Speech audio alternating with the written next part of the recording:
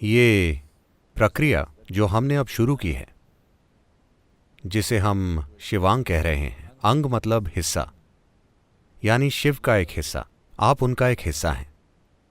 तो सृष्टिकर्ता का एक हिस्सा होना, ये रूपांतरण की यात्रा सृष्टि का एक हिस्सा होने से लेकर सृष्टिकर्ता का एक हिस्सा होने तक की है। ये ऐसी चीज है जो हम सभी में समाई हुई है, ना सिर्फ इंसानों का बल्कि हमारे आसपास जीवन के हर रूप का भी वही स्रोत है।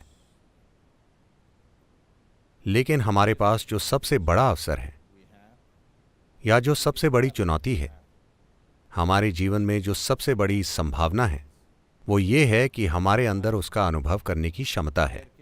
हम उसे एक चेतन प्रक्रिया में बदल सकते हैं। कोई भी दूसरा जीव ये नहीं कर सकता।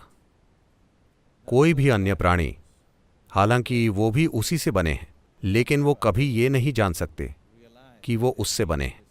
लेकिन अगर आप अपने दिल में भक्ति की अग्नि प्रज्वलित कर लें, तो आप यहां धरती के एक टुकड़े की तरह नहीं जिएंगे, बल्कि आप यहां शिव के एक अंग या हिस्से के रूप में जिएंगे। तो मैं चाहता हूं कि एक भक्त के रूप में आप अपने आसपास की हर चीज के प्रति एक नए स्तर की संवेदनशीलता पैदा करें। मैं चाहता हूं कि आप इस नए स्तर की संवेदनशीलता की संस्कृति लाएं, और भक्ति सबसे खूबसूरत और आकर्षक चीज बन जानी चाहिए। ये हमेशा से रही है। This is what human heart longs for, that it wants to be on fire without reason. इंसान का दिल इसी चीज की इच्छा रखता है। ये बिना किसी वजह से प्रज्वलित रहना चाहता है। अगर ये बिना किसी वजह से प्रज्वलित नहीं है, तो आप इसे हार्मोन्स की मदद से प्रज्वलित करेंगे। अगर भक्ति नहीं है, तो आप किसी से लगाव रखने की बुरी तरह से कोशिशें करते रहेंगे। अगर भक्ति है, तो आप देखेंगे कि आप जो भी चाहते हैं वो आपके अंदर ही हो रहा है। सबसे खूबसूरत चीजें आपके अंदर ही हो रही हैं। आसपास किसी चीज को खोजने के लिए समय ही नहीं है, क्योंकि आपके अंदर ही इतना कुछ हो रहा है। यह अच्छा होगा कि आप कुछ साल साधना करें और वैसी भक्ति पैदा करें जिसका मतलब है आपके अंदर पूरा संतुलन। जब आप एक भक्त होते हैं, तो आप संपूर्ण संतुलन में होते हैं, क्योंकि भक्ति आप में वो आयाम पैदा करती है। ये एक चरम प्रक्रिया लगती है।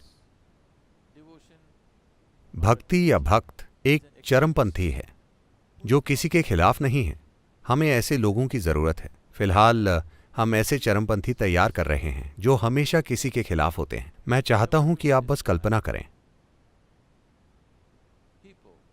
उग्रवादियों जैसे लोग जो इस धरती पर तबाही मचा रहे हैं, लेकिन उनमें एक आयाम है जो बहुत मूल्यवान है। वो ये है कि वो उस चीज के लिए मरने के लिए तैयार हैं जिसे वो कीमती मानते हैं। ये एक महान गुण है, लेकिन वो किसी के खिलाफ हैं। यही एकमात्र समस्या है। मान लीजिए उनका कोई दुश्मन नहीं होता।